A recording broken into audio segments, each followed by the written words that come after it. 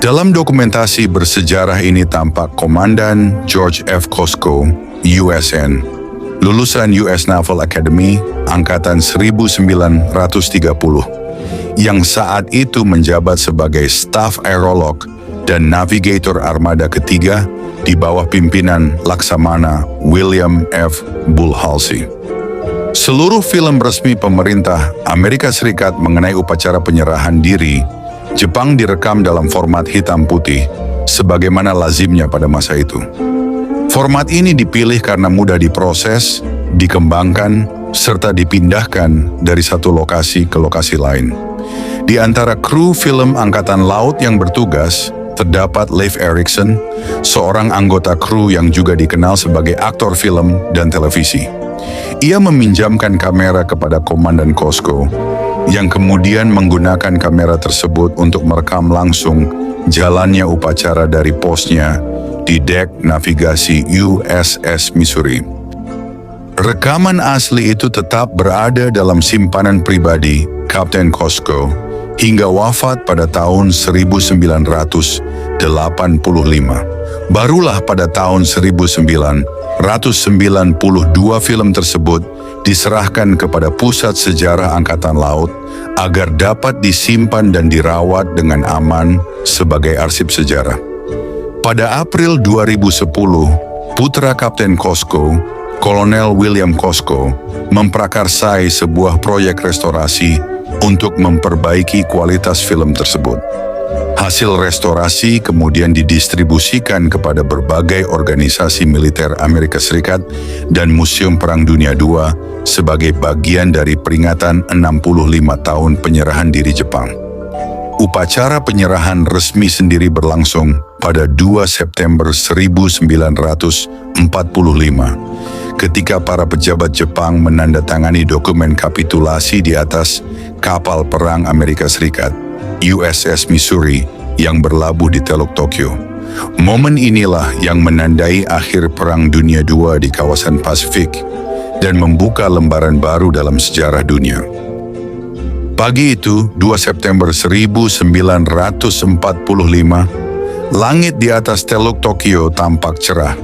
Kabut tipis masih menggantung di permukaan laut, sementara ratusan kapal perang sekutu berbaris dalam formasi mengesankan. Di antara armada kolosal itu, berdirilah sebuah ikon, USS Missouri, kapal perang raksasa Angkatan Laut Amerika Serikat, yang hari itu menjadi panggung utama berakhirnya sebuah perang dunia. Di geladak atas Missouri, para perwira sekutu sudah berkumpul sejak dini hari. Seragam mereka rapi, wajah mereka tegas, namun di balik ketegasan itu tersimpan campuran perasaan, kelegaan, kehati-hatian, dan juga kesedihan atas jutaan korban perang yang tak pernah kembali. Suasana hening, seolah seluruh dunia menahan napas menunggu momen yang akan tercatat untuk selamanya dalam sejarah umat manusia. Pagi itu, langit di ufuk timur Teluk Tokyo seakan memancarkan cahaya perdamaian, seolah menyambut babak baru setelah bertahun-tahun dunia terjerat dalam perang. Pada pukul 9 tepat, sebuah kapal kecil merapat di sisi Missouri. Dari sana, delegasi Jepang naik ke geladak, pelan, tertib, dan tanpa suara. Mereka bukan lagi kekuatan yang ditakuti Asia sejak awal 1940-an. Mereka adalah bangsa yang kalah perang. Memimpin rombongan itu adalah Menteri Luar Negeri Jepang, Mamoru Shigemitsu.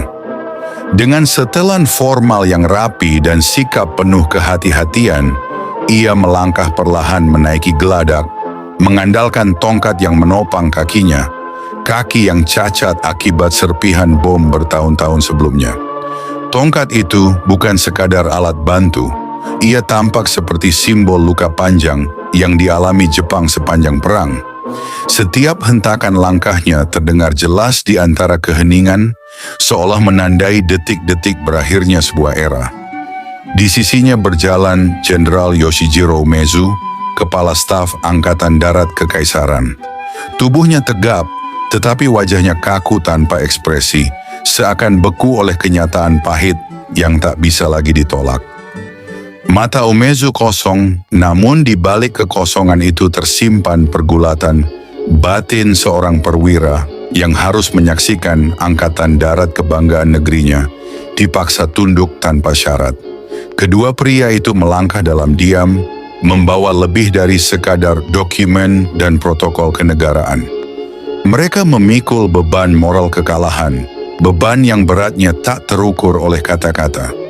Di pundak merekalah tersimpan pertanggungjawaban terhadap jutaan nyawa yang hilang, terhadap keluarga yang kehilangan segalanya, dan terhadap sebuah bangsa yang harus merangkak bangkit dari puing-puing perang. Setiap langkah menuju meja penandatanganan bukan hanya perjalanan fisik, melainkan perjalanan menuju pengakuan atas kenyataan yang paling pahit dalam sejarah Jepang modern. Saat mereka melangkah di atas geladak, tak ada tepuk tangan, tak ada sorak-sorai. Yang terdengar hanya deru mesin kapal-kapal sekutu yang mengitari USS Missouri, bergemuruh rendah seperti napas terakhir dari sebuah era yang akan segera berakhir.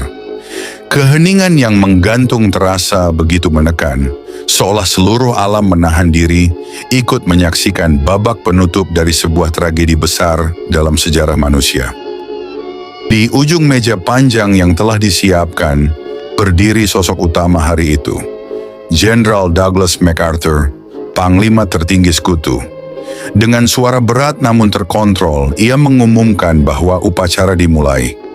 Ia menegaskan bahwa hari itu bukan hanya penanda kekalahan Jepang, tetapi simbol akhir perang paling mematikan dalam sejarah manusia. Dengan kata-kata yang penuh wibawa, MacArthur menyatakan, "Kami berkumpul di sini sebagai wakil dari jutaan manusia yang berharap perang tak lagi menghantui masa depan dunia." Pidatonya singkat namun syarat makna. Dunia pada hari itu memulai babak baru. Setelah pidato selesai, delegasi Jepang dipersilakan menandatangani instrumen dokumen penyerahan tanpa syarat. Tepat jam 9 pagi, Shigemitsu membungkuk pelan, lalu mengambil pena dan membubuhkan tanda tangannya. Tangannya sedikit bergetar, tetapi ia tetap menulis dengan penuh kehati-hatian. Giliran berikutnya adalah Jenderal Umezu. Wajahnya tampak menegang, seakan menahan badai emosi yang tak bisa diucapkan. Dengan tanda tangan itu, kekuatan militer Kekaisaran Jepang secara resmi menyerah.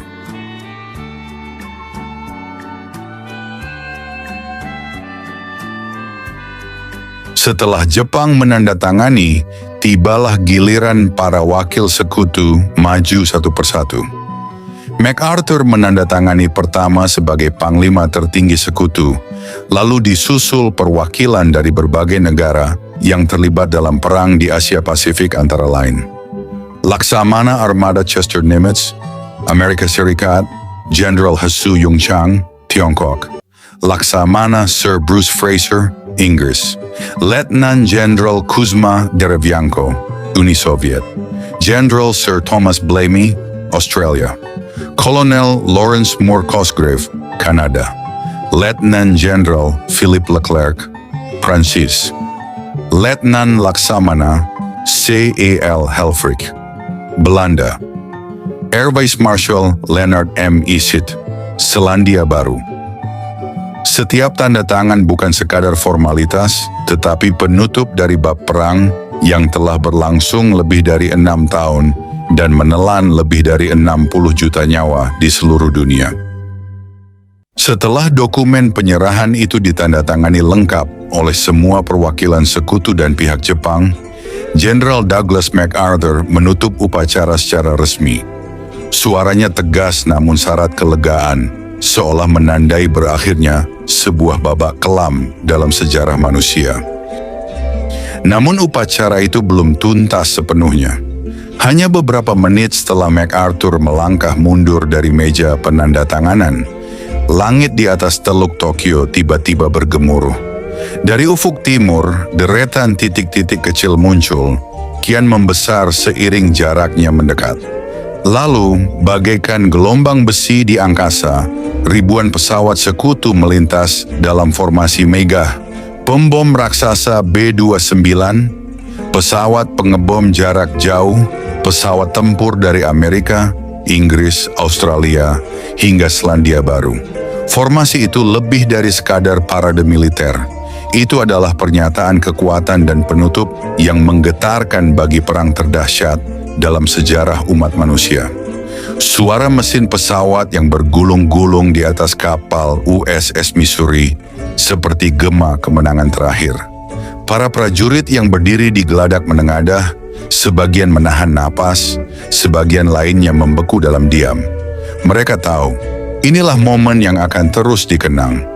Momen ketika dunia akhirnya dapat berkata bahwa perang yang merebut jutaan nyawa itu telah benar-benar usai. Bagi mereka yang menyaksikan dari jauh, baik melalui siaran radio, rekaman film, maupun dari tanah air masing-masing, pemandangan itu menjadi simbol harapan. Dunia yang porak-poranda kini mulai menata diri. Kota-kota yang hangus akan dibangun kembali. Keluarga-keluarga yang tercerai berai berharap dapat dipertemukan. Dan bangsa-bangsa yang terjerumus ke dalam kekacauan mulai mencari jalan menuju masa depan yang lebih damai. Penyerahan diri Jepang bukan hanya mengakhiri kekuasaan militer mereka di Asia. Peristiwa ini menandai sebuah titik balik besar dalam sejarah umat manusia. Bab terakhir dari Perang Dunia Kedua akhirnya tertutup. Dunia memasuki era baru, era rekonstruksi, rekonsiliasi, dan pencarian perdamaian yang lebih kokoh daripada sebelumnya. Di atas geladak USS Missouri, dunia seakan menahan napas. Di sanalah, di bawah langit Teluk Tokyo yang masih dibalut kabut pagi, umat manusia menutup sebuah bab penuh darah. Bab yang telah merenggut jutaan nyawa, memporak-porandakan kota-kota, dan meninggalkan luka yang tak terlihat namun terasa dalam di hati banyak bangsa. Dan di tempat yang sama pula, sebuah lembaran baru dibuka. Lembaran tentang perdamaian, rekonstruksi, dan harapan. Tentang dunia yang berusaha bangkit dari puing-puing kehancuran, mencoba memperbaiki dirinya sendiri setelah nyaris tenggelam oleh amarah dan ambisi. Demikianlah pagi bersejarah di Teluk Tokyo. Pagi ketika Jepang secara resmi menyerah tanpa syarat kepada sekutu 2 September 1945. Di antara derap sepatu para perwira, dentingan pena di atas kertas, dan keheningan yang nyaris sakral, dunia menyaksikan berakhirnya perang paling mematikan dalam sejarah manusia. Tapi upacara itu bukan sekadar rangkaian tanda tangan, bukan pula sekadar formalitas antara pemenang dan pihak yang kalah. Ia adalah penanda perubahan zaman. Ia adalah jembatan antara masa lalu yang penuh kekerasan dan masa depan yang memerlukan kerjasama agar tragedi serupa tak pernah terulang. Sebab di balik seluruh simbol kebesaran itu tersimpan pesan abadi, bahwa perang harus menjadi pelajaran, bukan kebiasaan, peringatan, bukan ancaman, dan sejarah, bukan masa depan. Di atas geladak Missouri, dunia belajar bahwa kekuatan sejati bukanlah dalam menghancurkan lawan, tetapi dalam membangun kembali kehidupan. Dari titik itu, dunia melangkah pelan, tertatih, namun pasti menuju era baru yang kita warisi hingga hari ini. Dan setiap kali sejarah kembali bergolak, setiap kali dunia kembali diuji, momen di Teluk Tokyo itu tetap berdiri sebagai pengingat betapa berharganya damai dan betapa mahalnya harga sebuah perang.